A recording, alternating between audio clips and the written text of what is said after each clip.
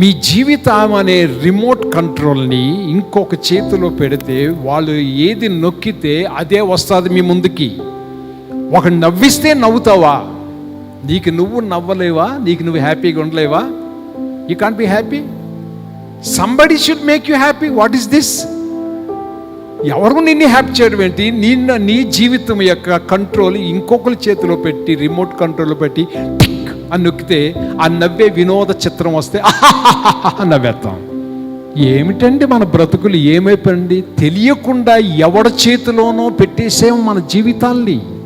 నీవేమో వాళ్ళ చేతిలో వీళ్ళ చేతిలో రిమోట్ కంట్రోల్ పెట్టేసి వాళ్ళ బట్టలు నొక్కితే నవ్వించే ఛానల్ ఒకటి వస్తుందా?